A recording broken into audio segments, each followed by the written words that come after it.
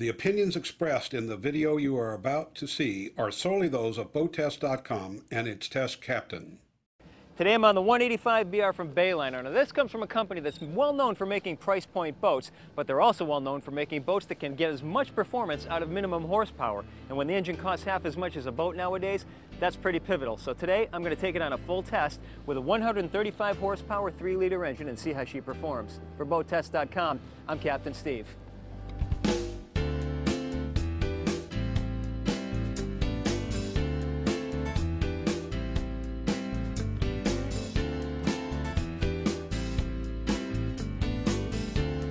Standard bow rise in a boat this size is about 15, 16 degrees.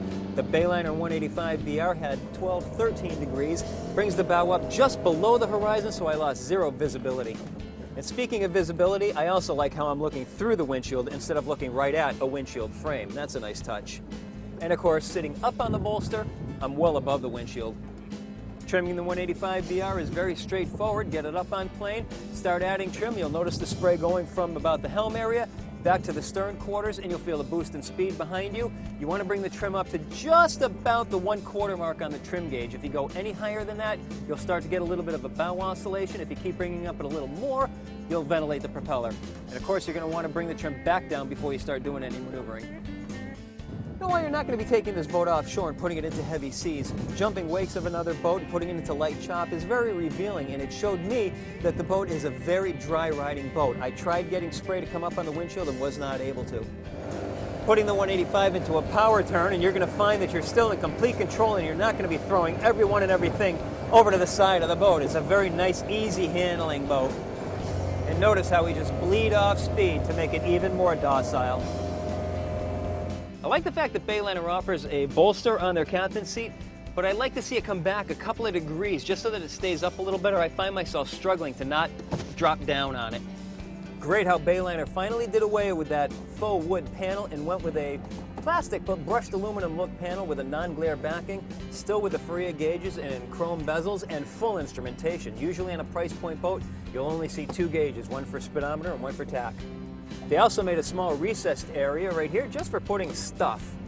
There's also a small cubby over on the right-hand side for putting stuff in, but I'd like to see it beveled down a little bit so that when you hit the throttle, things don't come dumping out on you. I'd possibly even fabricate a little lip here. Notice on the right-hand side, little MP3 port. Our test boat is also equipped with tilt steering. I always like testing these smaller boats because you're so much more a part of the operation, and I have to ask myself with a boat this size, would I be comfortable giving the keys to my kid, or would someone else be comfortable giving the keys to their kids? And the answer is absolutely, because it's very hard to get into trouble on a boat like this. If you don't slow the boat down before you put it into a power turn, the boat will slow down for you. So getting into trouble is really going to be tough. Now, while I haven't had time to crunch the numbers and determine what the best cruise speed will be for the 185, I find that throughout our test, my hands settled the throttle more at about 3,500 RPM, which is about 27.5 miles per hour. That's where the boat felt most comfortable to me. With full fuel, 2 people on board, and test gear, we had a test weight of just over 2,900 pounds. With our test boat powered by a 135 horsepower 3-liter engine, we reached a top speed at 5,000 RPM of 40.4 miles per hour.